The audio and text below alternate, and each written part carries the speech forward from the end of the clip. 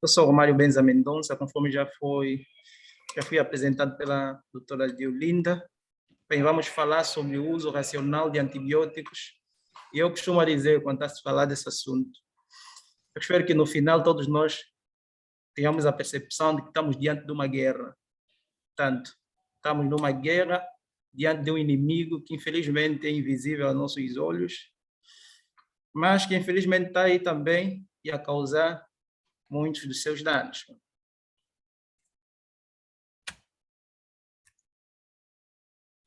Este trabalho, nós somos os apresentadores, no caso eu e a colega Graça, mas foi um trabalho desenvolvido em equipa. Portanto, este é o nosso sumário. Este é o nosso sumário.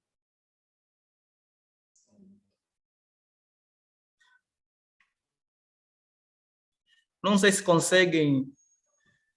Nós vamos esperar um feedback dos colegas, se conseguem ver com nitidez os slides, se conseguem nos ouvir. Se notarem alguma normalidade na comunicação, esperamos que nos comuniquem, enviando algumas mensagens. Portanto, continuando, este é o nosso sumário. Portanto, o uso racional de antibióticos é um conjunto de medidas, né, cujo o objetivo principal é alcançar sucesso clínico com mínima toxicidade para o doente e reduzir o impacto de resistência.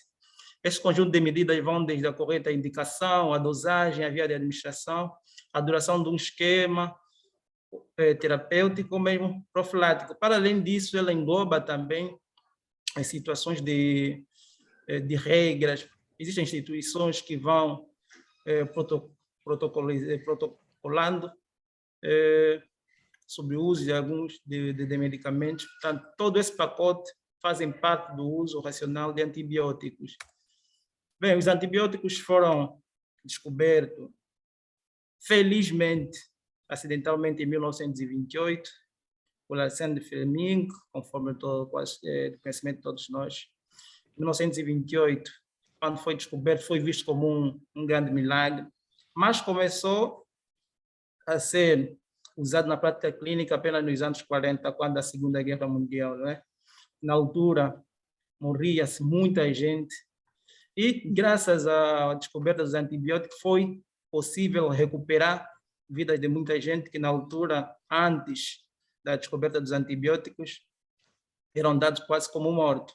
Se nós notarmos para o meu lado direito, que possivelmente é o vosso lado esquerdo, vocês vão notando que desde a descoberta do primeiro antibiótico, foi as penicilinas, até o ano de 2000, foram descobertos vários antibióticos nesses intervalos, e na medida que foram descobrindo os antibióticos, também foi-se notando resistência aos antibióticos.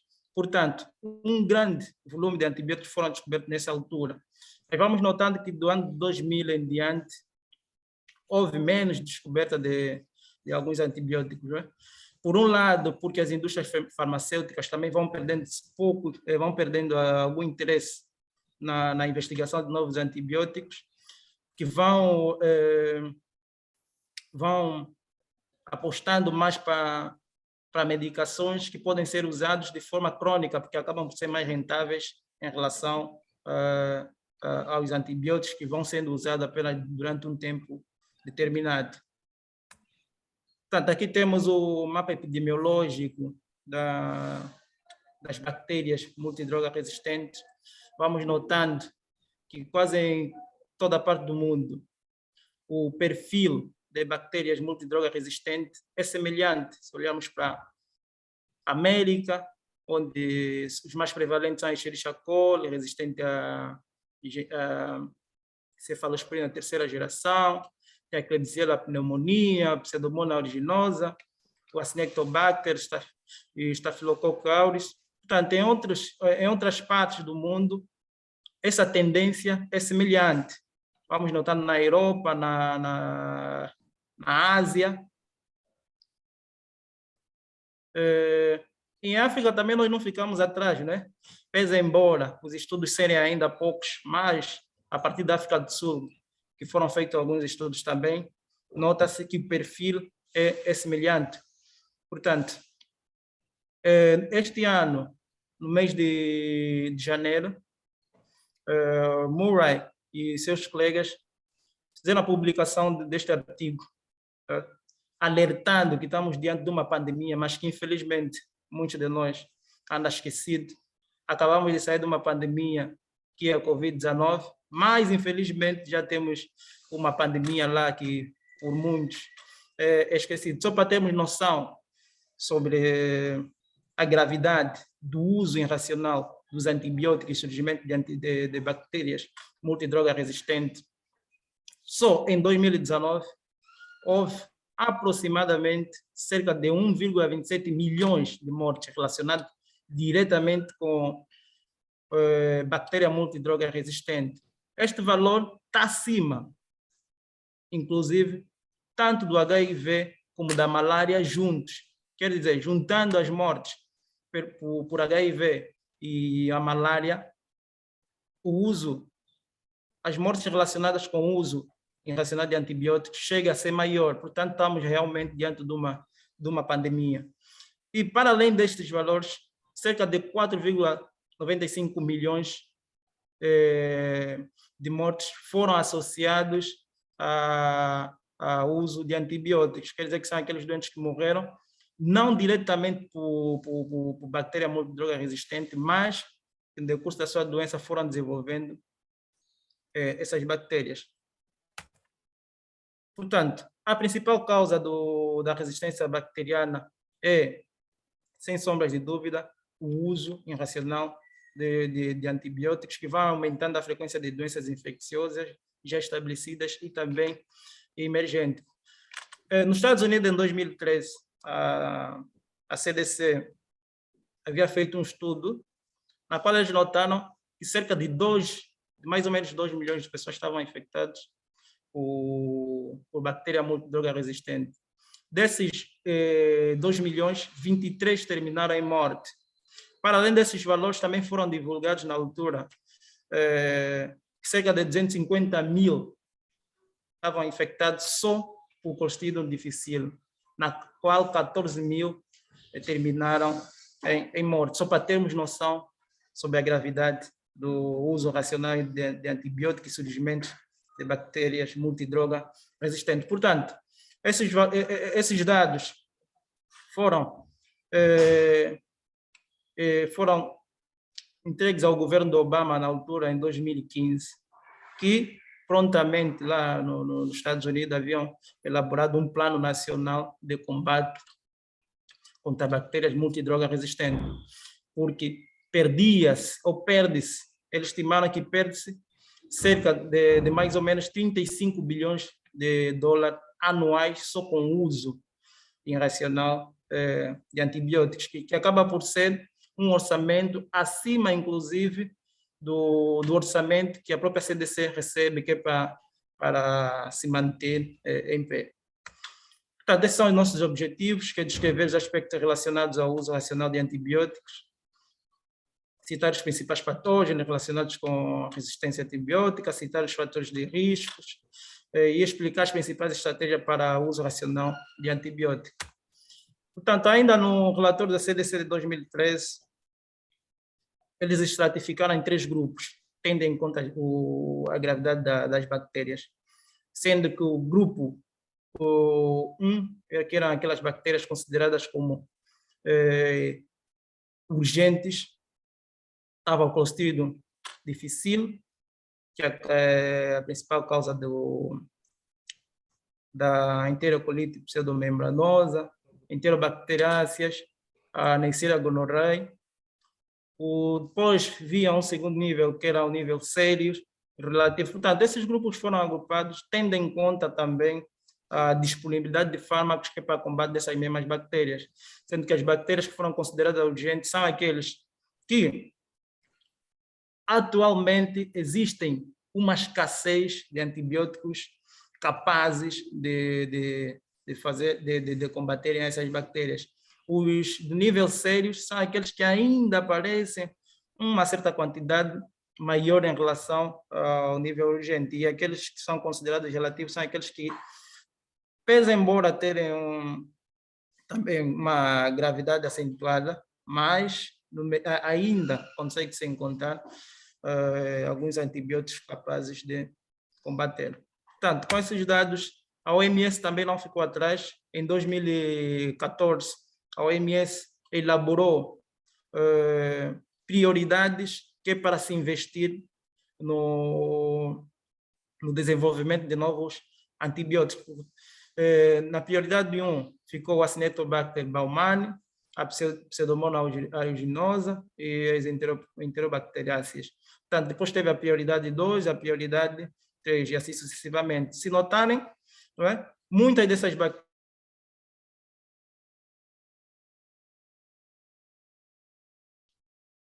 penso que o problema está superado, e desculpa.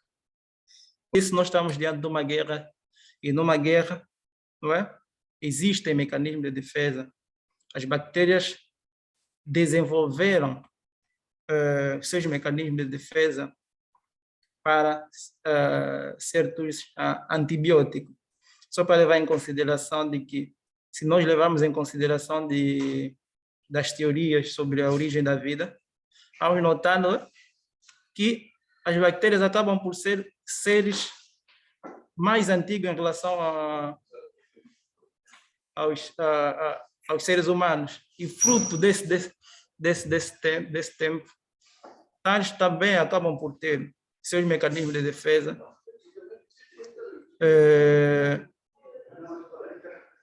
que vai mudando consoante o tempo, vão acabando por desenvolvendo novos mecanismos de defesa.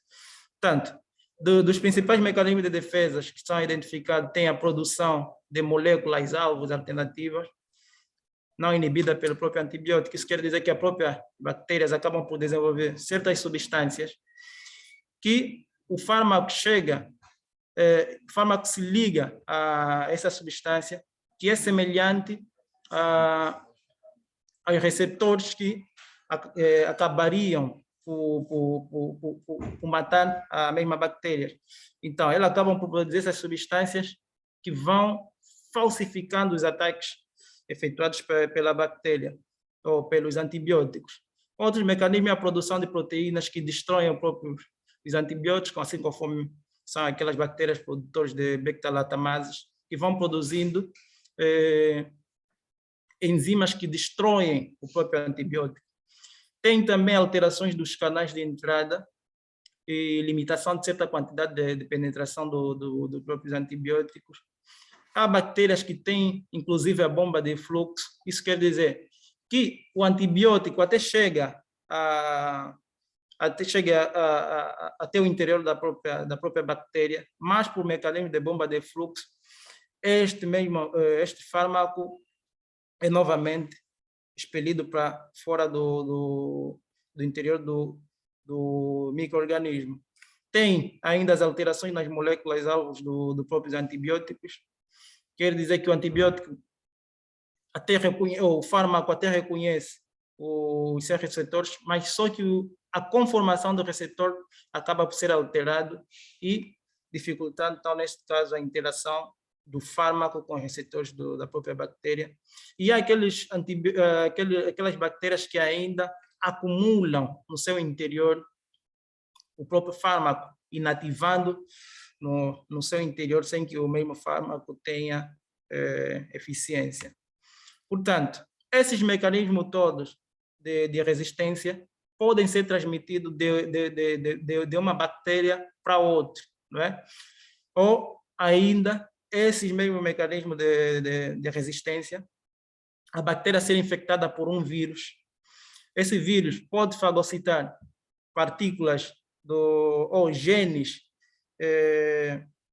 resistentes dessa bactéria e, quando infectar uma outra bactéria, transmitir esses genes para a bactéria, neste caso, que foi infectada, e desta maneira vai se proliferando o mecanismo de resistência, passando de geração a geração.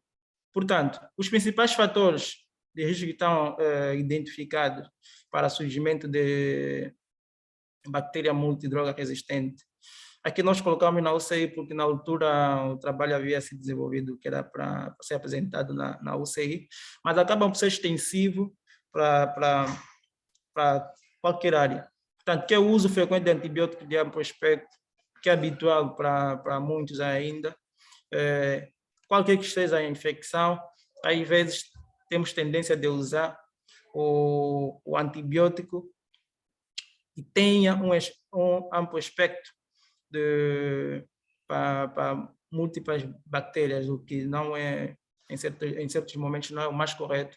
A aglomeração de pacientes com score de gravidade elevado, a presença de pacientes com internações prolongadas que podem estar abrigando bactérias multi-resistentes, o espaço físico relativamente pequeno, que é naqueles lugares em que os doentes vão estando num lugar meio que apertado e facilita certa propagação de bactérias, uma vez que o doente ao lado possivelmente poderá ter uma infecção por bactéria multidroga resistente e transmitir ou infectar um paciente ao redor.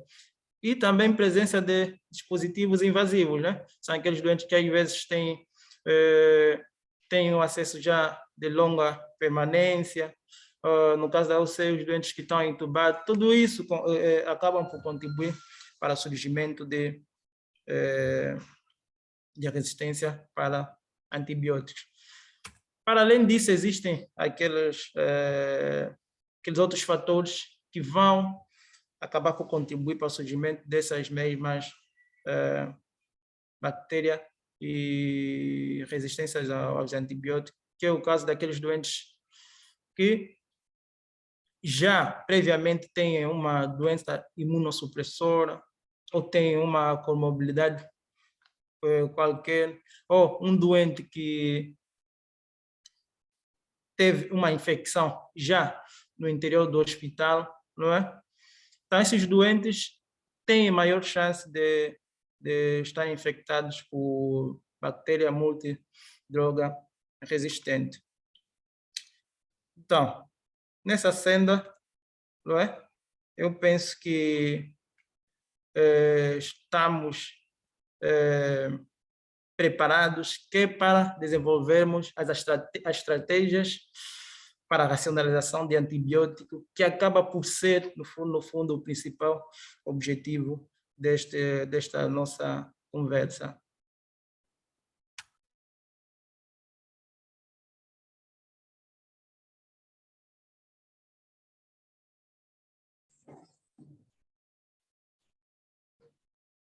Tem a palavra agora a doutora Graça Capitão, que vai nos falar das estratégias para a racionalização de antibióticos. Boa tarde mais uma vez a todos. Dando continuidade ao grande tema que é o uso racional de antibióticos, agora nós iremos falar sobre as estratégias para a racionalização de antibióticos. Lembrar sempre, como bem disse o Dr. Romário Mendonça, né? Nós estamos numa altura em que estamos agora a tentar lutar contra um inimigo que é invisível e que a guerra já começou faz tempo e nós já identificamos o problema e as estratégias para a racionalização dos antibióticos não resolvem diretamente o problema, mas ajudam a minimizar os danos que a resistência antimicrobiana, ou especificamente dos antibióticos, tem causado. Bem, dizer mais uma vez, como ele já bem disse, que esse trabalho foi feito em comemoração ao nosso dia de unidade de cuidados intensivos do nosso hospital e que, para além do uso racional de antibióticos, também foi falado sobre as infecções associadas aos cuidados de saúde e o perfil microbiológico da nossa unidade. Então, isso vai levar com que esse tema tenha um outro impacto quando nós formos falar sobre a racionalização antibiótica. Okay. Bem, quanto às estratégias para a racionalização de antibióticos? Existem várias, dentre as quais nós destacamos algumas aqui descritas, que são o descalonamento antimicrobiano, a terapia preemptiva, a restrição de medicamentos, a pré-autorização, o ajuste da dose de acordo com a farmacocinética e a farmacodinâmica e a educação. Bem, quanto ao descalonamento antibiótico, descalonamento antibiótico consiste na melhor alternativa, ou seja, quando nós temos um doente ou nos chega um doente e que esse doente precisa iniciar antibioterapia, nós precisamos de fazer o descalonamento antibiótico. O que é o descalonamento antibiótico? É a introdução de um antibiótico, né, que vai cobrir o provável agente em causa, tendo em conta o local de infecção, e a retirada desse mesmo antibiótico 48 a 72 horas após. Bem, e aí surge outro problema, descalonamento antibiótico, como irei fazer, como irei diagnosticar, como irei iniciar a minha antibioterapia empírica, como farei, como é que eu vou dirigir o meu antibiótico, como identificar o patógeno e quando interromper o antimicrobiano. Aí começam os nossos reais problemas na prática clínica, porque no livro é tudo bem mais bonito, mas na prática clínica o que é que nós temos? Nós temos doentes que já vêm da periferia ou de casa, já fazem antibióticos durante algum tempo e chegam nos doentes que muitas das vezes nós também não temos certeza se têm ou não infecção, mas na probabilidade de haver uma infecção, nós temos que tratar e temos que iniciar a antibioterapia. E o problema seria como iniciar a antibioterapia.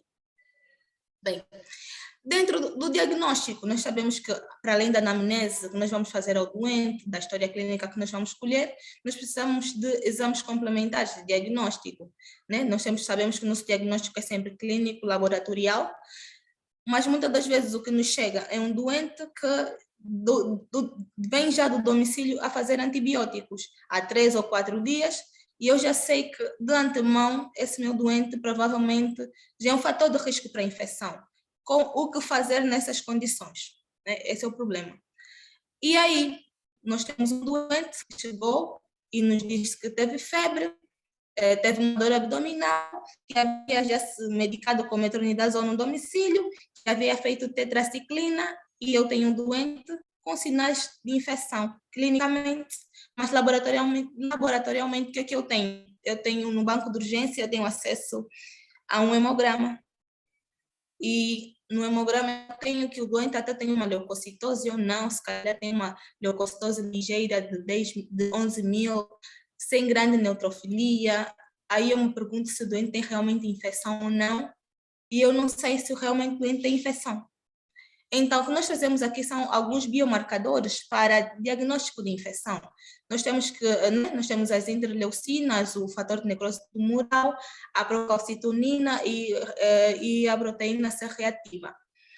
Em laboratórios em que há, mas na nossa realidade, na nossa prática clínica, nós nem sempre temos acesso a esses meios de diagnóstico, nem sempre temos acesso a esses exames. Não são exames de ponta, né? Mas que tinha que ser o habitual, que nós teríamos que ter. E nós apenas temos um hemograma. Aí eu me pergunto, e eu pergunto a todos que estão a assistir, se só com a leucocitose eu tinha que iniciar a antibioterapia nesse doente. Até porque estamos a falar de racionalização antibiótica, e eu não tenho certeza se o doente tem infecção. O doente me conta um quadro de febre, mas febre nunca foi sinônimo de infecção, nem tampouco leucocitose no hemograma é sinônimo de infecção. Só que nós não temos meios apropriados nesse momento para dizer ou não se o doente tem infecção. Mas se a gente ver mais ou menos esses biomarcadores que nos dão mais ou menos, nós temos até 6 horas, se nosso laboratório for funcional, nós conseguimos pedir uma procalcitonina e nós vamos saber se o doente tem ou não infecção. E muitas das vezes nós não temos como fazer. Bem, aqui nós trazemos um fluxograma sobre o doseamento da procalcitonina, né, que vai nos dizer se o doente tem ou não infecção. Nós sabemos que se a procalcitonina tiver um valor inferior a 0,25 nanogramas por mililitro, não é aconselhado o uso de antibiótico, quer dizer que o doente não tem infecção, tudo bem? E se ele tiver entre 0,25 a 0,5, também é desaconselhado. E se tiver acima de 5, é aconselhado, se estiver acima do é fortemente aconselhado. Aí surge outro problema, infecção bacteriana versus infecção viral. Sabemos nós que nas infecções bacterianas nós podemos ter aumento da procalcitonina, mas nas infecções virais, outros tipos de infecções, normalmente não há grande elevação da procalcitonina. O que fazer? Eu até já no meu banco já nem tinha procalcitonina, eu só tinha um hemograma que tinha uma leucocitose, e onde tem procalcitonina ainda dizem que o doente tem infecção, mas eu não sei dizer se a infecção é bacteriana ou se a infecção é viral. inicio antibioterapia, sim ou não? São algumas perguntas que às vezes parecem difíceis de responder, mas a gente precisa criar ferramentas para responder a essas perguntas. E, falando mais especificamente em unidade de terapia intensiva, em um trabalho publicado sobre racionalização antibiótica, ainda no ano passado, no princípio do ano passado, dizem que só a procalcitonina para agregar início ou a reajuste da antibioterapia não é aconselhado. Quer dizer que, para além da procalcitonina, nós tínhamos que ter outros biomarcadores que sustentassem a possibilidade, a probabilidade de se tratar de uma infecção. Bem, dentro também da racionalização antibiótica, ainda falando sobre o diagnóstico, vem a parte cultural. Nós sabemos que quando um doente chega à nossa unidade hospitalar com suspeita de infecção, antes mesmo de se dar início a uma antibioterapia, nós tínhamos que fazer colheita de culturas na primeira hora. Mas será que nós temos condições de fazer a colheita de culturas? Será que a forma como nós temos feito essa colheita tem sido a mais eficaz no risco de contaminação? E depois, outro problema, os nossos doentes já vêm quase com culturas negativas de casa, porque ele já fez, antes de vir para o hospital, 3 ou 4 grupos de antibióticos. Será que o doente vai ter infecção ou não? Será que nessa cultura que aparecer negativa, eu vou dizer que o doente não tem infecção? Então, são parâmetros que nós temos que avaliar. Por isso é que o médico é mesmo um médico. Ele tem que avaliar o doente num todo, não só pelo valor ou pelo laboratório, mas também o que ele vê, a anamnese, a história clínica do doente, a suspeição de infecção ou não. Bem, feliz ou infelizmente, eu vi que o meu doente tem realmente uma infecção. Se eu conseguir fazer o hemograma, eu tenho uma leucocitose de 18.000, até tenho uma neutrofilia de 90. Na ausência de outras ferramentas para dizer que o meu doente tem ou não infecção, eu consegui uma procalcitonina de 1, o doente tem infecção. Tudo bem, tem infecção. Qual é a fonte da infecção? Outra dor de cabeça? Qual é o provável patógeno? Como é que eu vou fazer a antibioterapia? Né? Quais são os aspectos que eu tenho que levar em conta? Bem, quanto à provável fonte, o que nós trazemos aqui são as principais infecções associadas aos cuidados de saúde. Se a gente pensar em uma pneumonia associada aos cuidados de saúde, se a gente pensar em uma pneumonia, se a gente pensar em uma infecção do trato urinário, se for uma infecção intraabdominal, qual seria o agente causal e qual seria o antimicrobiano ou antibiótico mais eficaz? Dizer sempre que aqui nós não trazemos o mecanismo, né, o mecanismo da ação dos antimicrobianos, mas nós sabemos que dos diferentes grupos antimicrobianos tem aqueles que inibem a síntese da parede celular, tem aqueles que inibem a síntese do folato, tem aqueles que agem diretamente sobre o ADN das bactérias. Mas eu identifiquei a infecção, eu sei que o meu doente tem uma infecção, eu quero identificar a fonte, né? Então, tendo em vista a provável fonte ou o provável local de infecção, eu vou começar a minha antibioterapia. Bem, se eu pensar que o doente tem uma pneumonia adquirida na comunidade, numa era em que já há resistência antimicrobiana, eu vou usar multidroga, ou seja, vou associar um beta-lactâmico a um macrolídeo, né? E aí dizem, existem escolas que dizem que é sempre bom fazer terapia mono, aí nós pensamos se vamos fazer monoterapia ou terapia combinada. Isso tudo vai de acordo com aquilo que a gente achar, né? Nós sabemos de onde vem o doente, quais são as características clínicas, qual é o grau de gravidade dos doentes. Naqueles doentes céticos, o que se recomenda é fazer terapia combinada, porque a gente acredita que sejam doentes graves, mas aqueles doentes que não são doentes graves, pode-se fazer uma monoterapia. Se a gente pensar que o doente tem uma infecção associada à ventilação mecânica, ou seja, uma pneumonia associada à ventilação mecânica, também nesses casos recomenda-se fazer a multidrogaterapia com vancomicina ou linezolida, ou peracilina tazobactam, fazemos uma ceftriaxona de 4ª geração, ou fazemos carbapnêmicos. Quando nós falamos de uma infecção do sistema nervoso central, bem, podemos utilizar um beta-lactâmico, normalmente, tendo em conta, e isso é sempre importante, saber os aspectos farmacocinéticos e farmacodinâmicos, às vezes temos que duplicar a dose do antibiótico para que possa atravessar a barreira hematoencefálica. No caso da meningite, nós podemos utilizar cefalosporinas, como nós estamos utilizando a ceftriaxona em doses meninges. Se a gente pensar em infecções da pele ou de tecidos moles, também podemos fazer carbapenêmicos ou podemos fazer ceftriaxona em metronidazol.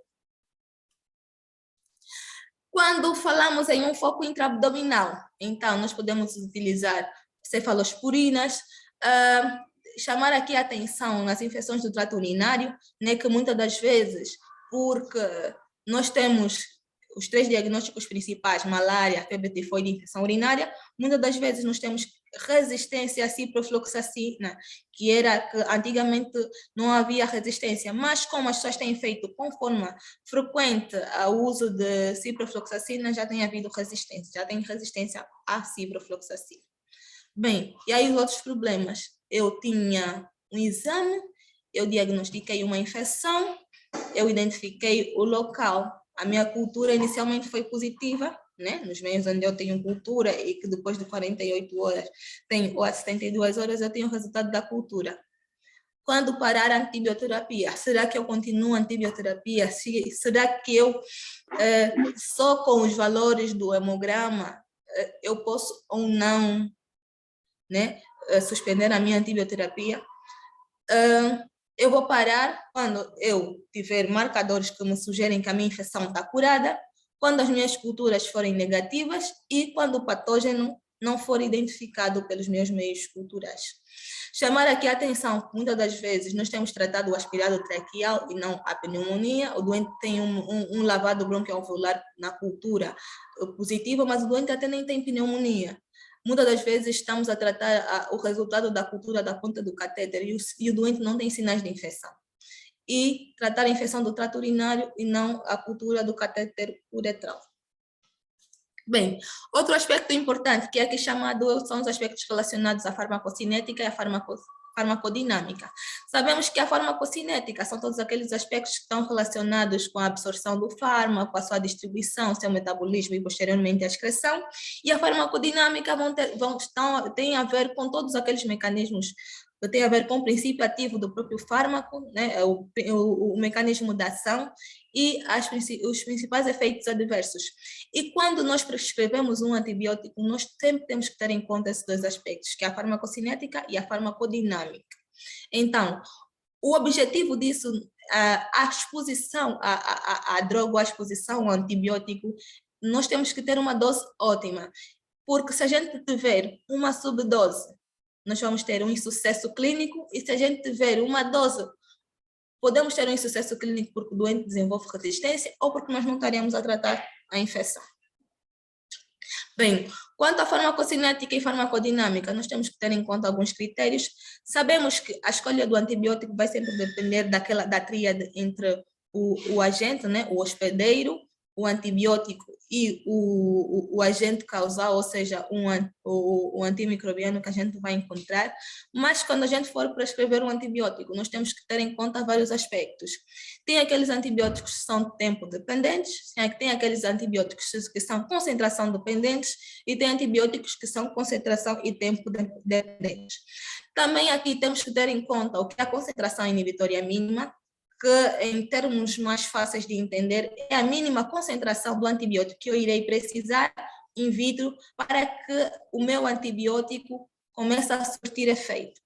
Então, tendo em conta esses aspectos, quando nós estamos a falar dos antibióticos que são tempo dependentes, são aqueles que quando eles ultrapassam essa linha da concentração inibitória mínima, apesar de estarem quase nessa linha, eles conseguem ter o seu efeito, porque eles são tempo dependentes, não são concentração dependentes.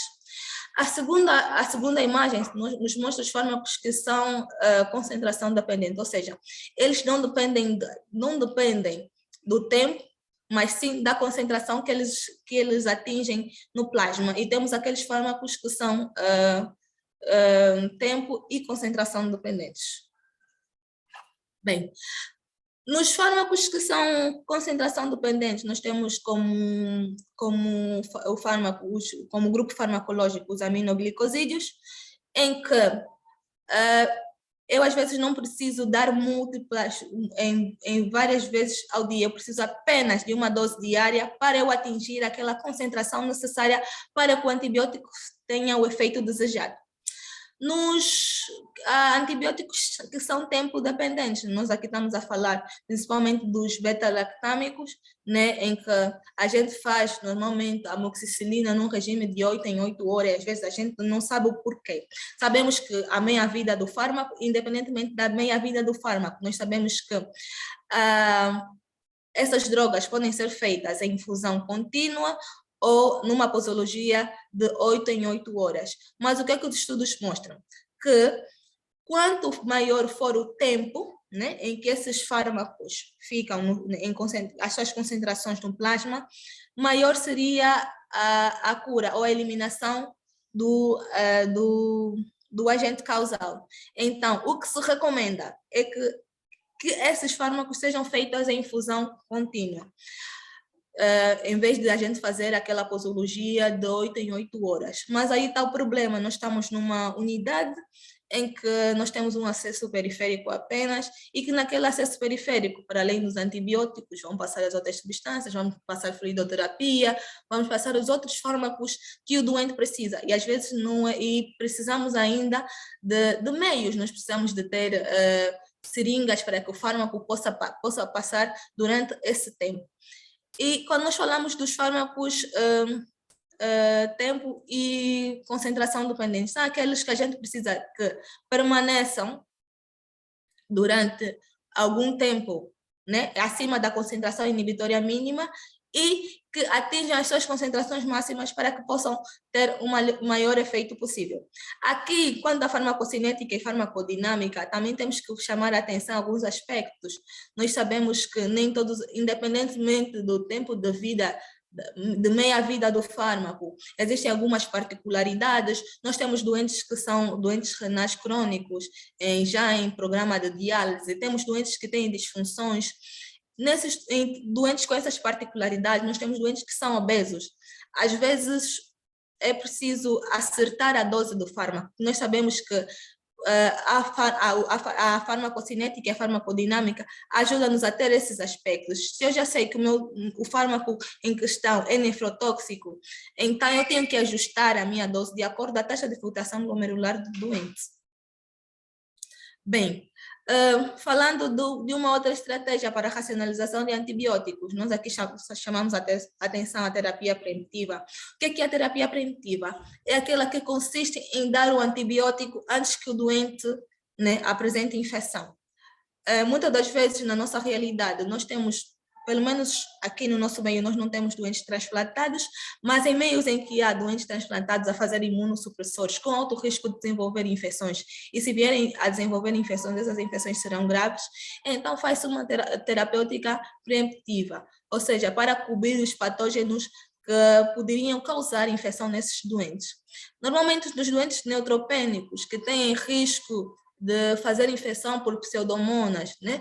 Então, nós já vamos fazer uma terapêutica preventiva nesses doentes. Nos doentes com HIV, né? Nós sabemos que esses doentes têm um risco aumentado de ter tuberculose e sabemos que a tuberculose latente, principalmente nos doentes, a probabilidade de evoluir para a doença ativa é de cerca de 85 a 70 a 85%, mas quando a gente faz a terapêutica preventiva, nós reduzimos esse risco a 5%, então eles fazem isoniazida para a tuberculose latente. Às vezes nós temos que cobrir o estafilococo aureus, tendo em conta os valores de CD4, né? Então nós podemos cobrir uma provável infecção, podemos dizer que o doente pode ter uma infecção, tendo em conta os valores de CD4 com criptococo, toxoplasma ou citomegalovírus, então a gente já faz uma profilaxia preventiva.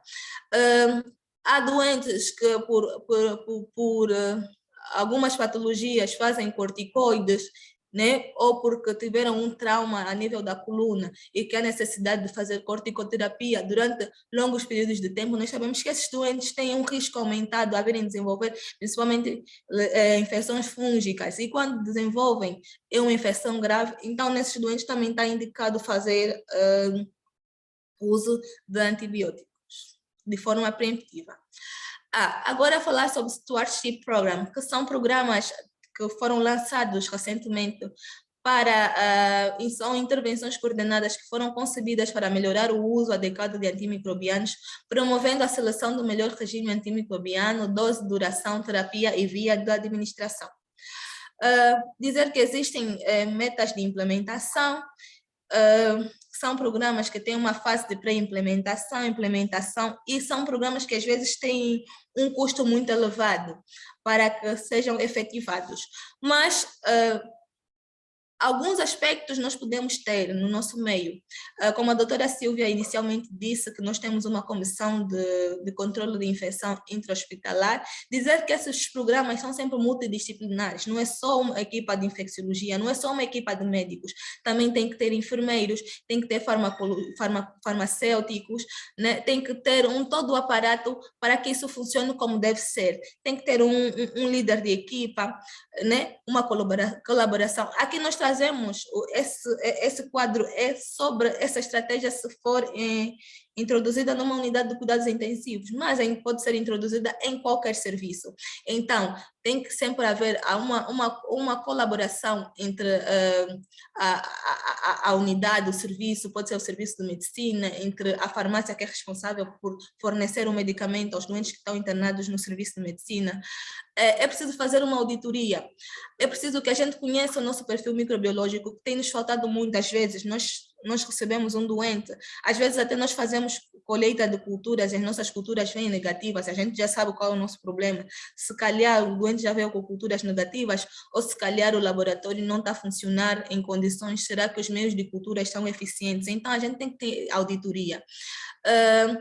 Nós temos que descalonar antibióticos. Descalonar não é só uma palavra bonita, eu identifiquei o agente por meio de cultura e no terceiro dia, para evitar resistência, eu tenho que fazer descalonamento antibiótico, né? Eu tenho que ter uma equipa treinada, pelo menos na unidade de cuidados intensivos. Eu sei que também nós temos uma visita diária, e essa visita diária, para além de discutir aspectos clínicos do doente, a história clínica, as hipóteses diagnósticas, o melhor tratamento, nós também discutimos sobre o uso racional de antibióticos, como deve ser feito o antibiótico, qual o antibiótico de melhor escolha. Muitas das vezes nós não temos culturas, nós não temos PCR, nós não temos procalcitonina, nós não temos exames culturais de ponta, nós não temos os últimos testes, mas nós temos uma equipa multidisciplinar, né, de especialistas que, com a sua experiência, passam experiências aos novos, e com isso nós conseguimos discutir e chegar à melhor estratégia antibiótica, que faz parte do último elo, que é a educação. Ainda dizer que, como eu já disse anteriormente, nós temos que ter um comitê de infecção, de controle de infecção hospitalar, e para que isso funcione, nós temos que ter um laboratório que funciona, porque é tudo muito bonito no papel eu dizer que o meu doente tem infecção, mas se eu não tiver um laboratório que me diga, nós até temos um laboratório que às vezes nos diz que o doente tem uma infecção, que se isolou um estafilococo áureo, que é sensível a e é resistência a X, mas ele não nos diz qual é a concentração inibitória mínima. Ele podia muito bem nos dizer, se o nosso laboratório fosse de ponta, o que não é, infelizmente, poderia nos dizer qual era a mínima dose que eu podia usar nesse doente e ter o efeito desejado, e assim eu evitar a resistência antimicrobiana. Acho que é tudo que a gente tinha por hoje, e nós trouxemos alguns pontos a reter, né? Enquanto eu falava da apresentação, dizer que o síndrome de resposta inflamatória sistêmica não é sinônimo de infecção. Se o doente chegar com febre, não é sinônimo de infecção. Se o meu doente ter leucocitose, não é sinônimo de infecção. E ter sempre em atenção a racionalização ou descalonamento antibiótico. Eu recebo o meu doente na enfermaria ou no banco de urgência. Sabemos que nos nossos bancos de urgência não há condições, mas se tivermos as condições apropriadas, eu acredito que nós iremos assim fazer, que o doente chega, antes mesmo de eu iniciar, eu tenho uma forte suspeição de se tratar de uma infecção. Antes mesmo de eu iniciar a antibioterapia, se eu tiver como colher as minhas culturas, eu colho antes, eu inicio a minha antibioterapia e eu aguardo o resultado das minhas culturas. Se o agente que eu usar, né, eu tenho a cultura e o teste de sensibilidade antibiótica, tudo bem, mas se o agente não for sensível ao antimicrobiano ou antibiótico que foi colocado, eu tenho como retirar, porque eu já tenho pela minha cultura, o agente identificado e pelo meu teste de sensibilidade, qual é o antibiótico mais eficaz a fazer. E tendo em conta os valores, tendo em conta os parâmetros de farmacocinética e farmacodinâmica, eu vou dar a minha droga ao meu doente, sabendo que vou causar menos dano possível. E em caso de isolamento de patógeno sensível a vários antimicrobianos, eu tenho que escolher aquele que apresenta aspecto restritivo e com efeito antimicrobiano com menor índice ou concentração inibitória mínima. Muito obrigada.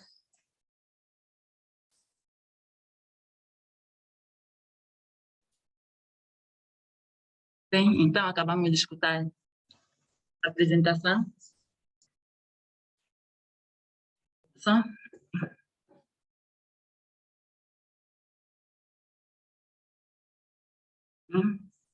Acabamos de escutar a apresentação. Falamos sobre o uso racional dos antibióticos. Falou-se sobre os principais mecanismos de resistência antimicrobiana. Os principais mecanismos de resistência antimicrobiana e quais são as estratégias para o uso racional de antibióticos. Então, neste momento, sim, estamos aqui para responder, para interagir com os colegas sobre o tema que foi impartido. A doutora Paulina Capitão fez aqui uma pergunta no chat, disse se perante esta guerra entre antibióticos e bactérias, o que acham da radioimunologia? Se a radioimunologia seria uma saída para apostar para este problema, que é a resistência antimicrobiana?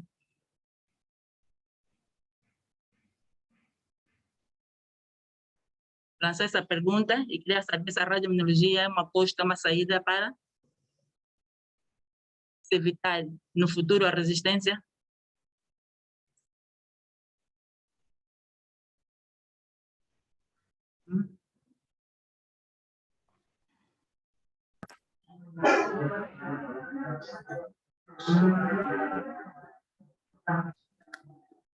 Doutora Flamenga, é a palavra. Olha, boa tarde a todos. Estão a ouvir? Doutora Flamenga, estamos a ouvir. Estamos a ouvir. Em primeiro, queria felicitar os colegas, porque isto é um tema realmente bastante difícil de ser digerido, bastante difícil de ser controlado e realmente temos aquilo que a OMS nos diz, que pensemos bem porque estamos a dar cabo de muitas coisas, não é? Eu tenho duas ou três observações ou reflexões há pouco os colegas, sobretudo com a última colega que brilhantemente expôs aqui problemas que acabam por ser os nossos problemas dia a dia. Um dos meus grandes problemas é o seguinte: face às dificuldades confrontadas no dia a dia, não só na unidade de cuidados intensivos, é em todo o hospital, e sobretudo nós em cirurgia, há três reflexões que eu deixo aqui. Primeiro, os próprios medicamentos em si. Os próprios medicamentos em si. Temos nós a certeza de que realmente a concentração, a posologia está certa? Isto é um problema porque nós utilizamos medicamentos originários de muitos países, não é? De muitas latitudes.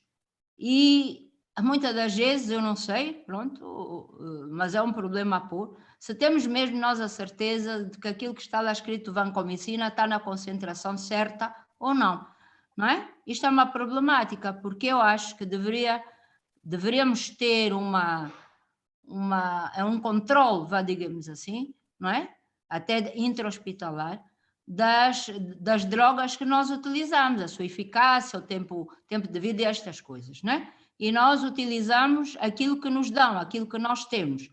Às vezes, sem termos em linha de conta, inclusive, o tipo de conservação a que estes medicamentos estão sujeitos, não é? Estão numa farmácia, mas estão num armário, estão numa geleira. O que é que se passa por aqui? Este é um aspecto. O segundo, eu gostava que refletíssemos um bocado. Realmente estas equipas multidisciplinares, já no controle verdadeiramente, qual é o papel da farmácia? E eu vou explicar porquê. Eu, há uns anos atrás, tive que levar um doente em situação de urgência e emergência para Londres, com uma infecção grave. E quando cheguei, a primeira coisa que fizeram foi recolher sangue para saber, digamos assim, o tempo de vida útil do antibiótico, a dosagem, e daquilo que eu refletia em relatório do que o doente tinha estado a fazer. Portanto, no dia a seguir eu sabia que a gentamicina estava bem, que um dos outros antibióticos já não estava a fazer efeito nenhum, não é? E, portanto, havia ali um procedimento de controle sobre agora o que é que eu vou utilizar. Nós não temos isto. E o que nós vemos, por exemplo, em cirurgia, é que os doentes às vezes ficam long time, 15 dias a fazer, sei lá, cefazolina, metronidazol, e não há um alerta, digamos assim, verdadeiramente da farmácia, a dizer, parem, vão lá saber se isto está a fazer efeito ou não, não é? Então, eu acho que para o nosso hospital, pequenos passos, como dizia a Graça, poderão ser dados, ter realmente uma comissão multidisciplinar que realmente vá controlando, mas controlando não é termos, está lá o protocolo, mas está bem, e depois quem controla este protocolo? Quem te dá o indicador, não é? Que eu sei que em outros hospitais lá fora, quando você chega aos 7 dias de determinado antibiótico, ao 8º dia já não vais dar mais, se não justificares, e tens que justificar, e realmente com uma cultura, com um antibiomiograma, há continuidade ou não, porque senão vais ter que fazer necessariamente o descalonamento disto. Então eram pontos que, à parte daquilo que já foi dito, eu penso que podíamos refletir, porque só virmos aqui dizer quais são as utilidades, como é que se deve fazer, mas não começarmos verdadeiramente a pôr em prática, e na prática é ir para o terreno, é ir fazer, eu acho que fica um bocadinho as coisas assim semi-penduradas, ok? De todas as formas, eu mais uma vez dou os parabéns aos colegas e acho que é por aqui que a gente deve mesmo caminhar. Muito obrigada. Obrigada, doutora Floriana.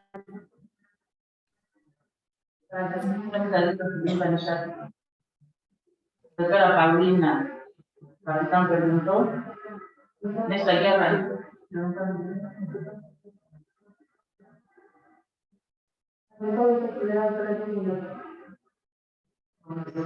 não pode dar a palavra. Pode dar a palavra, doutor. doutor Cordeiro?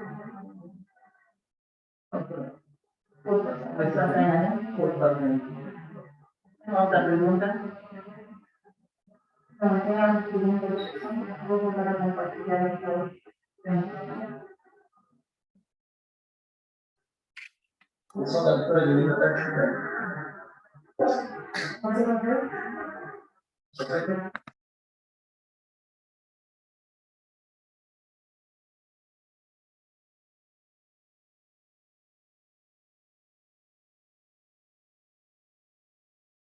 Tem uma pergunta aqui no chat, que se é possível usar também doentes que tiveram internamento prolongado em UTI. Terapia preventiva. Ok. Nós já sabemos que o facto do doente estar internado em unidade de terapia intensiva é um fator de risco para desenvolver uma infecção intra-hospitalar, né? E essa infecção intra-hospitalar vai ser causada não por agentes da comunidade, mas por agentes intra-hospitalares, que são agentes mais resistentes.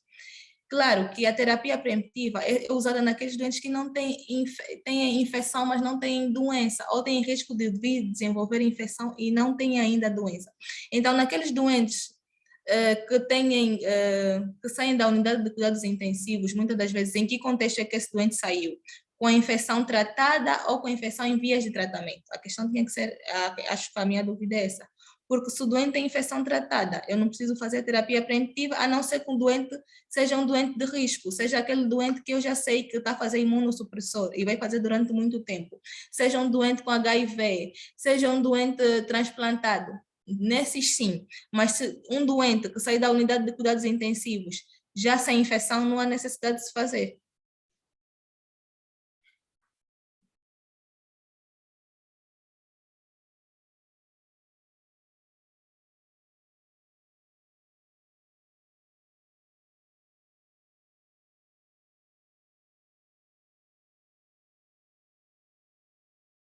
Paulina Capitão fez uma pergunta sobre o uso da radioterapia nessa guerra entre bactérias e antibióticos.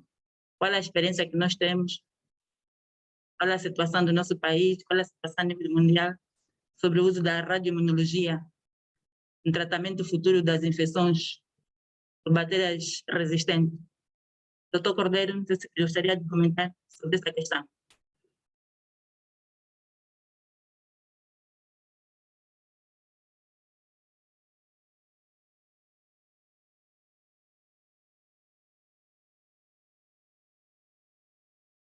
Doutor Cordeiro Alves, tem a palavra.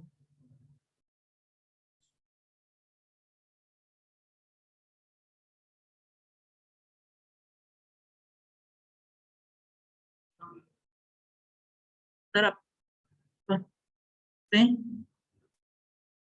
Não sabe se está disponível. Doutora Paulina Capitão. Sim, doutora Diolinda. Muito obrigada pela palavra. Boa tarde a todos. E parabéns aos colegas pela brilhante exposição. Conseguem ouvir-me bem, não é?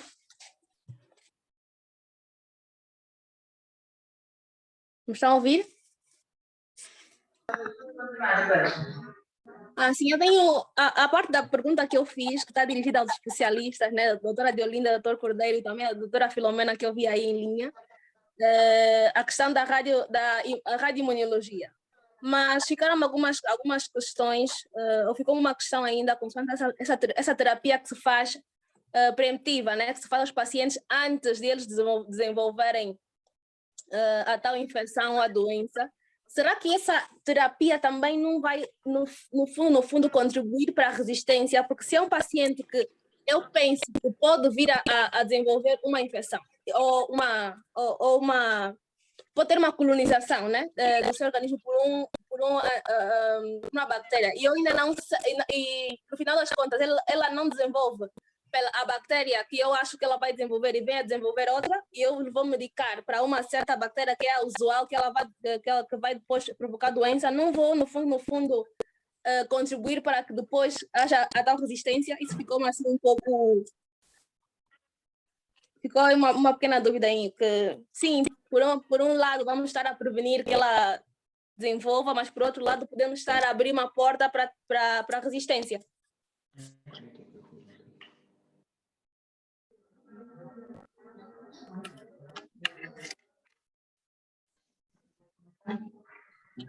Doutora Paulina, obrigada pela pergunta. Dizer que quando, na altura em que foi feita a primeira apresentação, também surgia essa dúvida quanto à introdução de terapêutica preemptiva nos doentes. Vamos ainda nos doentes mais leves, em que a gente faz terapêutica preemptiva, no caso dos doentes que vão ser no pré-operatório, né? Quando a gente está a fazer a preparação pré-operatória.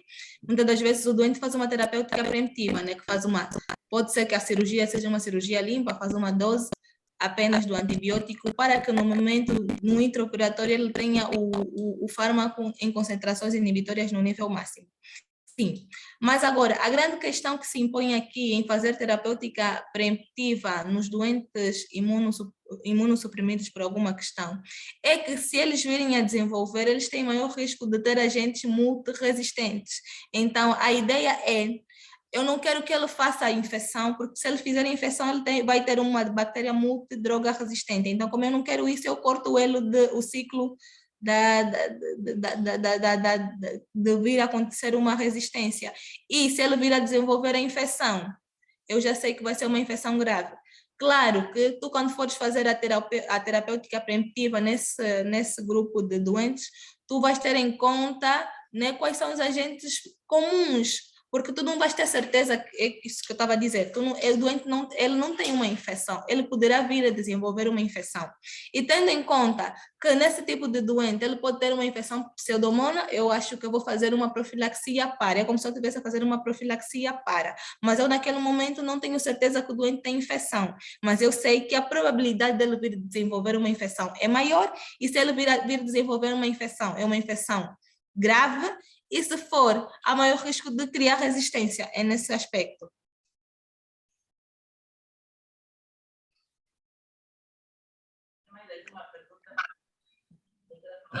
Alô?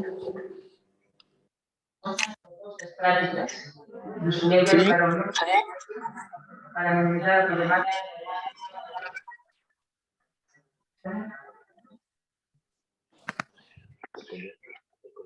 Sim. Tem a palavra, a doutora Carolina participou toda uma questão durante a guerra entre as bactérias e os antibióticos. Qual é o papel da radioimunologia? O papel da radioimunologia para combate à infecção?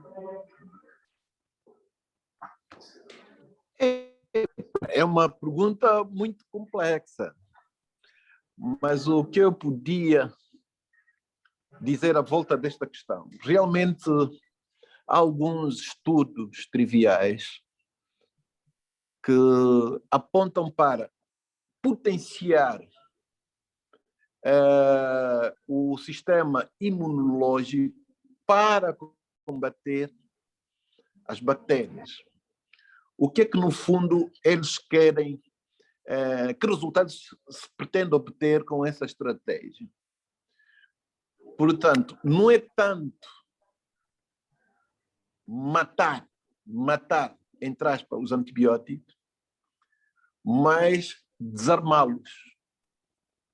Portanto, todas aquelas propriedades de agressividade que os antibióticos, que as bactérias têm, portanto, a perspectiva não seria exatamente eliminá-las, matá-las, mas desarmá-las, quer dizer, enfraquecê-las, reforçando o sistema imunitário.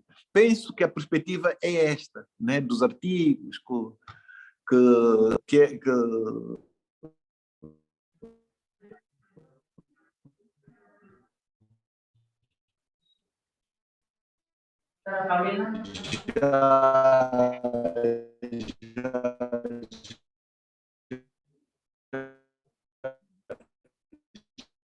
já li. E há vários estudos na Europa que apontam neste sentido.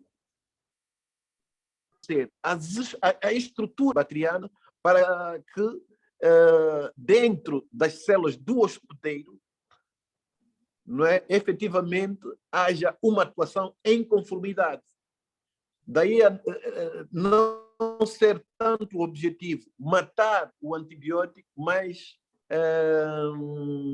reforçar o sistema imunológico do hospedeiro para que se enfraqueça, para que se desarme, portanto, essa propriedade de agressividade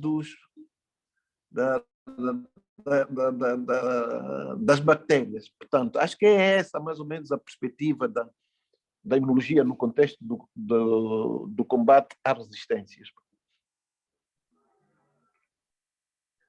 Alô? Pois. Penso que é mais ou menos essa a perspectiva. Portanto, reforçar, por um lado, o sistema imunológico, não é? Compreender a estrutura bacteriana para que nas células do hospedeiro se consiga enfraquecer a agressividade dos antibióticos. Portanto, há estudos nesse sentido.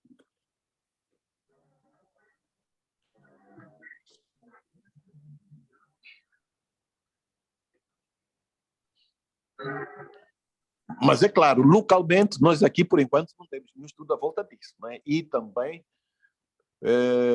consta-me que são estudos experimentais que estão em ensaio, não é? Na Europa, na América, etc, etc.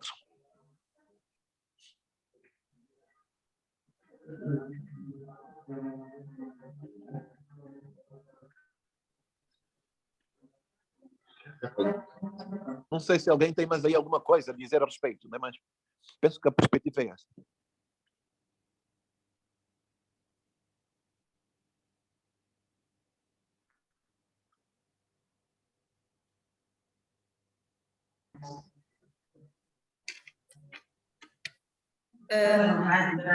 Boa tarde mais uma vez, doutora Filomena. Ainda bem que está em linha também o diretor clínico e gostaríamos que também tivesse a direção, né, geral e administrativa do hospital, porque sabemos que nós, como médicos, há algumas coisas que nos ultrapassam.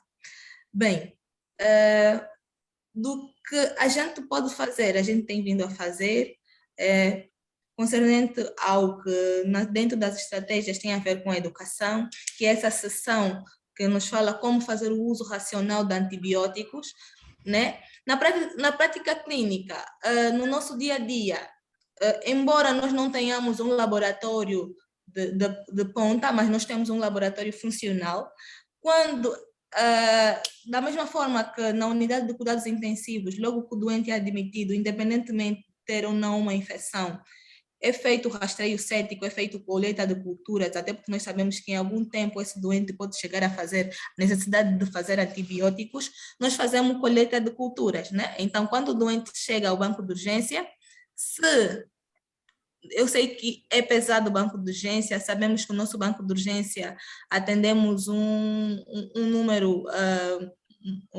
elevado de doentes com inúmeras patologias, sim, mas temos uma equipa e o objetivo da equipa é, se eu não conseguir fazer, o outro elemento do grupo pode fazer. O que é que a gente pode fazer? Da mesma maneira que são divididas as funções na equipa, nós temos o líder da equipa, que vai ser, né, o mestre, nesse caso, depois no final, tudo que a equipa disser, se o líder concordar, nós vamos fazer, nós vamos ter.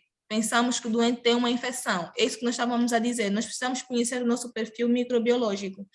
E muitas das vezes nós não conhecemos o nosso perfil. Porque se eu já sei que o doente tem uma infecção intraabdominal e que numa infecção intraabdominal eu tenho que cobrir um gram negativo e para cobrir um gram negativo eu tenho que usar esse fármaco, eu já sei que eu uso esse fármaco. Mas também tendo em conta o que o doente me disse. O doente já chega me dizendo que fez antibioterapia. Nesse doente, claro que eu já não vou fazer uma monoterapia, claro que eu já não vou usar esse fármaco. Então, a discussão em equipa tem que prevalecer. Então, por isso é que eu digo sempre que essa vertente da educação, em um lugar onde não existem os meios adequados, os meios para se fazer o diagnóstico ou não de infecção, nós podemos usar essa ferramenta. Quanto à questão laboratorial, infelizmente, ainda temos, não sei se eu digo infeliz ou felizmente, mas ainda temos o hemograma e querendo como não, eu penso que a experiência da doutora Filomena, né, com a experiência dos outros membros de equipa, só com o hemograma e tendo em conta, já que disse que a clínica é soberana, podemos nos basear na clínica, se a gente não tiver outros exames. No nosso meio, temos exames culturais, sim, fazemos culturas, hemoculturas, fazemos cultura da urina, não fazemos fazemos coprocultura, no caso dos nossos doentes que chegam com suspeita de febre tifoide, e muitas das vezes até são operados porque têm um abdômen agudo cirúrgico, né? Nesse aspecto também. Agora, tem um aspecto importante nas enfermarias que quando se prescreve um antibiótico de largo espectro, há necessidade do chefe de serviço assinar, né? É isso que a gente pode fazer também no nosso meio. Acho que pode-se reforçar essa ideia, que quando se trata de um antibiótico de largo espectro, sim, tem que haver uma autorização superior, né? Assim a gente consegue controlar a administração de fármacos. Quanto à troca de antibióticos, é um pouco difícil porque o nosso laboratório ainda não é um laboratório de ponta, não é um laboratório sofisticado, não consegue nos dar quais são as concentrações mínimas inibitórias e nem às vezes nós sabemos se o fármaco que a gente está a utilizar, nas doses que a gente está a utilizar, está a surtir o efeito adequado, mas num local onde não tem essas ferramentas, eu acho que a experiência, né, dos que já estão há mais tempo, a experiência da doutora Filomena, a experiência do doutor Cordeiro, da doutora Diolinda, que já trabalham há mais tempo, pode ajudar nesse aspecto. Acho que sim. Temos alguma coisa a dizer? Bom, eu posso dar a minha contribuição nisto. Eu acho que a Graça levantou aí aspectos muito importantes. primeiro dizer que esta retórica de forma recorrente, falarmos em dificuldades, muitas das vezes faz-nos criar maus vícios.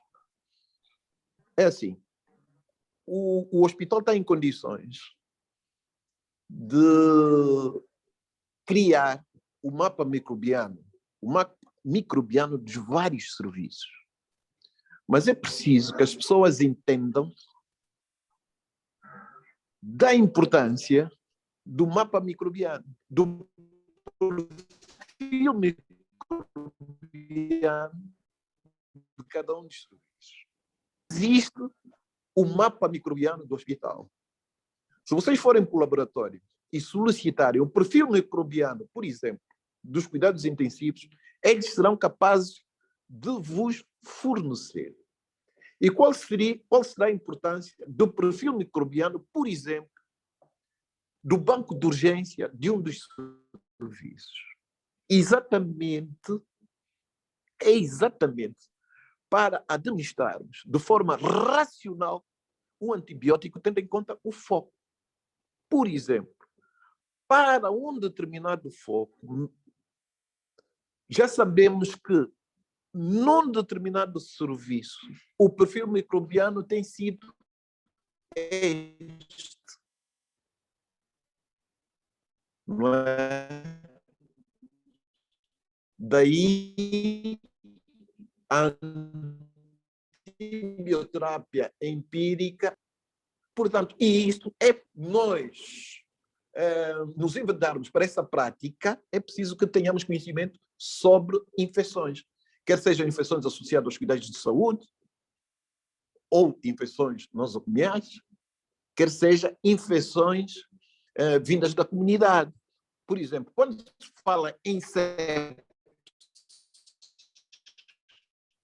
logo a admissão de cirurgia ou de medicina, é imperioso que se faça logo o rastreio séptico, mesmo sendo no banco de urgência. E não me vão dizer que não há condições para tal. É mais fácil iniciar logo de imediato. E veja o que é que já está no nosso disco duro. É iniciar os antibióticos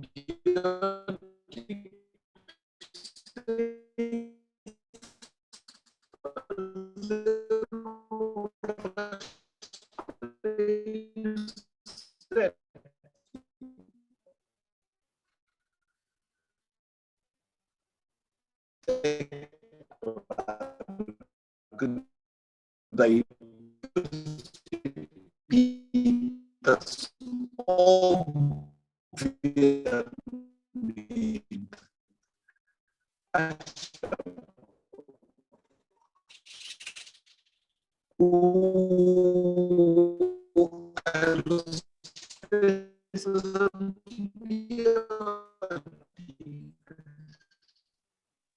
Desculpe, doutor Cordeiro, ouve-se muito mal, quase não percebemos o que diz porque há muitos cortes. Né? Fluid challenge, ou a reposição criteriosa, cumprindo com todos aqueles tudo microbiano. Não vão. Eu acho que também depende um bocadinho do como estão a ouvir. Não, acho que todos estamos a ouvir mal. Quase não percebemos nada porque há muitos cortes. Bem, então eu vou fazer essa reflexão ou no chat, ou no, sei lá, no YouTube, se estiver a ser gravado. Nem vale a pena continuar assim a comunicação.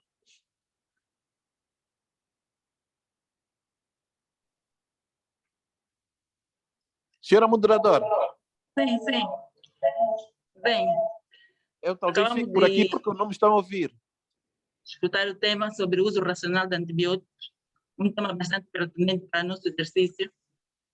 Então, é importante eu penso que a formação contínua para a mudança de mentalidades sobre o uso racional, sobre o uso de antibióticos. Nem todo doente que aparece na nossa urgência, comparamos de resposta inflamatória sistêmica, tem uma infecção bacteriana e temos que prescrever imediatamente o antibiótico. há 5 regras básicas antes de prescrevermos um determinado...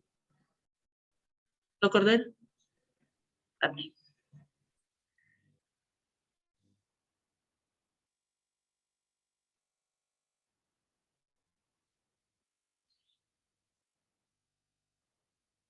Antes de prescrevermos um antibiótico, nós temos que pensar no presente, né? E queremos, nesse momento, tratar a infecção que o doente está a cometer o nosso doente, mas também temos que pensar no futuro, a resistência microbiana. Então, antes de prescrevermos um determinado antibiótico, nós temos 5 regras básicas que, com a pneumônica em inglês, começam com D, os 5 Ds. O primeiro é o diagnóstico. Se o nosso diagnóstico é correto, se a droga que nós vamos administrar ao nosso doente é uma droga correta, o tempo que o doente vai fazer usando este antibiótico, e é importante o descalonamento. Mas para fazer o descalonamento dos antibióticos, é importante, quando nós diagnosticamos que o nosso doente tem uma infecção bacteriana provável, devemos fazer o rastreio cético, como bem já foi dito aqui, fazer as culturas. 48 horas, 72 horas depois, vamos ter o resultado das culturas e vamos fazer o desclaramento dos antibióticos. Muitas vezes começamos com, devido ao quadro clínico do doente, começamos com antibióticos de amplo espectro, mas depois, quando tivermos o resultado das culturas, podemos pôr um antibiótico de menor espectro.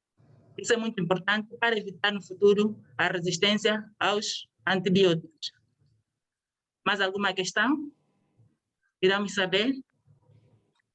Esse é o momento de debatermos. Esse tema, por acaso, foi bastante pertinente. Espero que não fique por aqui. Continuamos com a educação.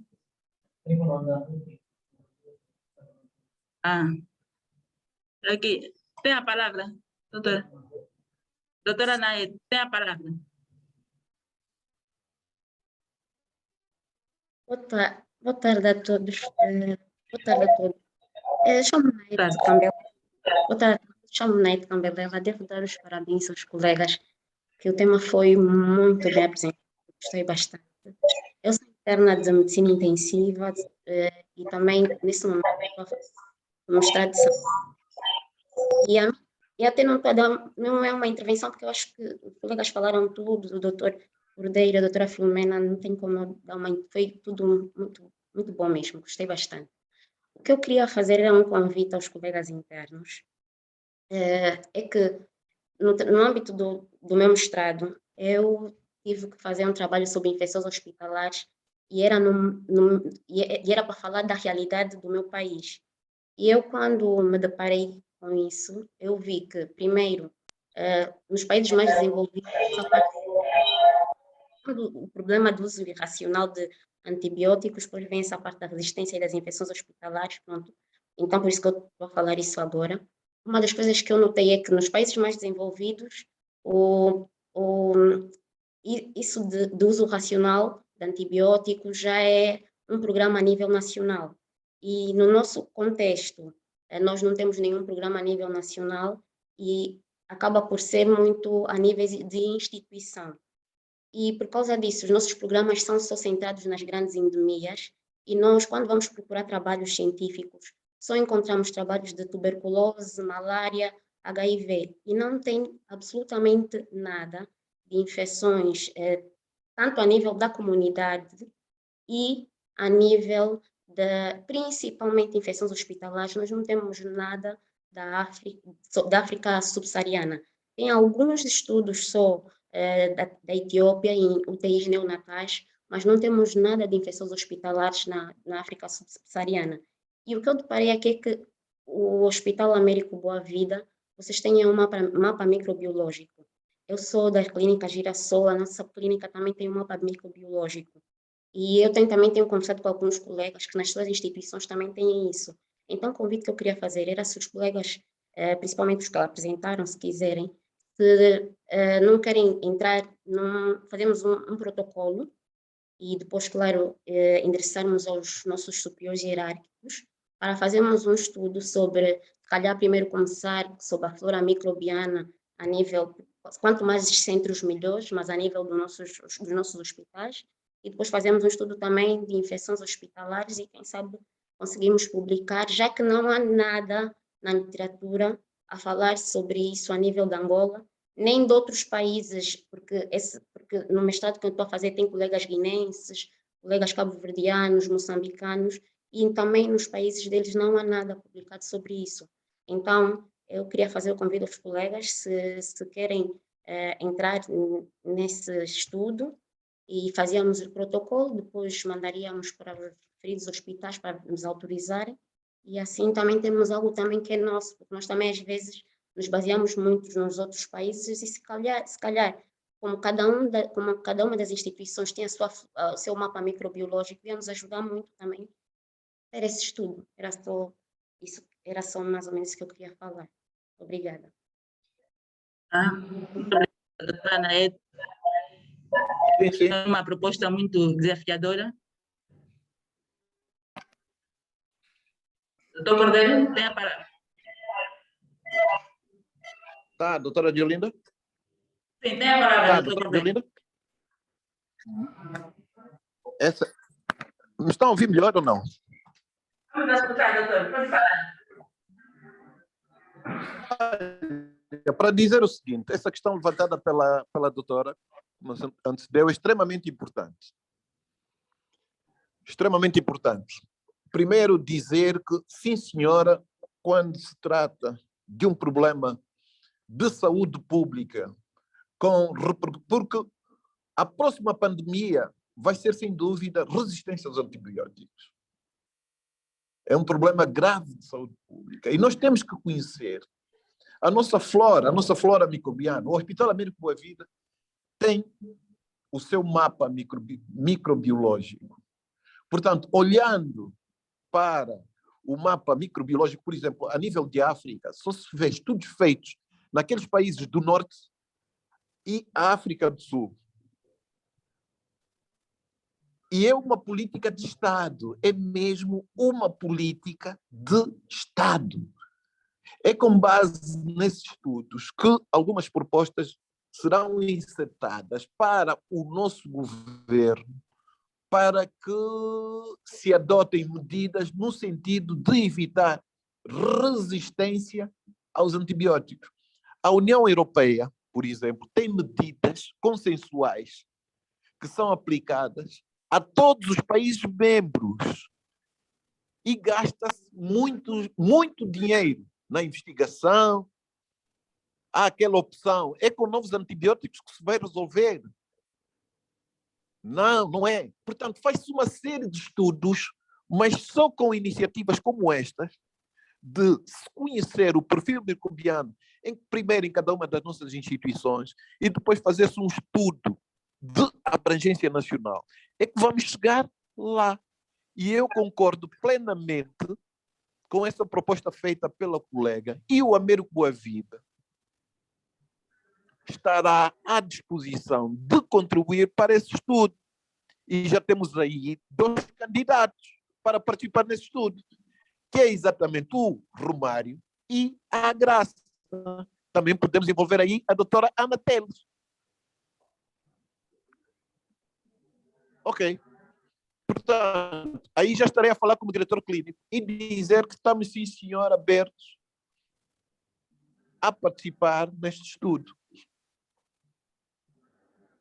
Obrigada, doutor. Então, eu vou entrar depois em contato com os colegas e fazemos o protocolo e vamos fazer chegar ao doutor. Ok. Obrigada. Muito obrigada, doutora Anaete, pelo desafio, e vamos aceitar esse desafio para o bem do nosso país, para o bem da nossa população, dos nossos doentes. Doutor Romário, vocês têm mais alguma coisa a dizer? Doutora Graça?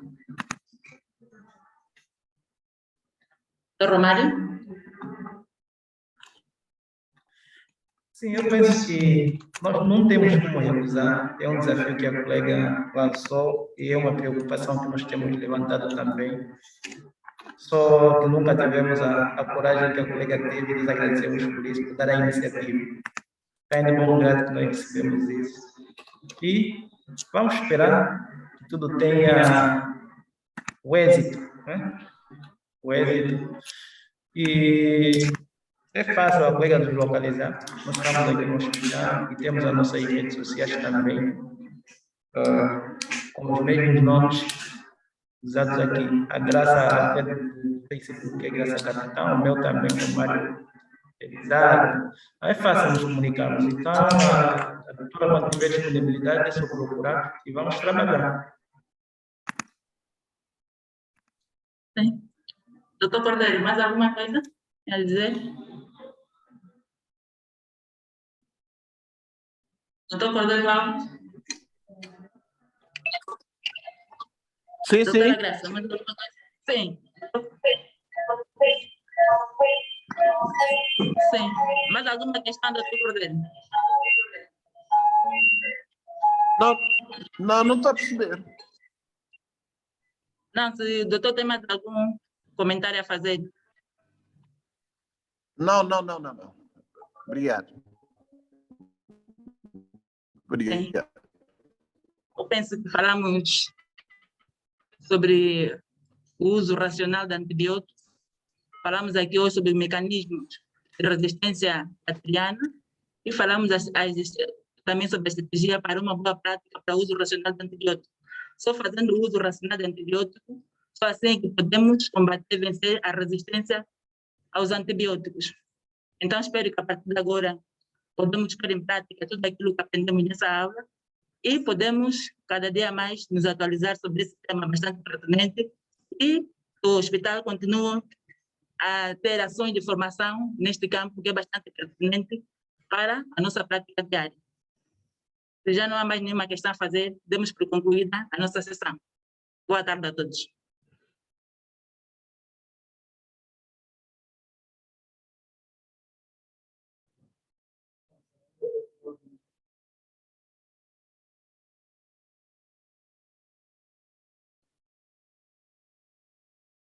Mais alguma coisa?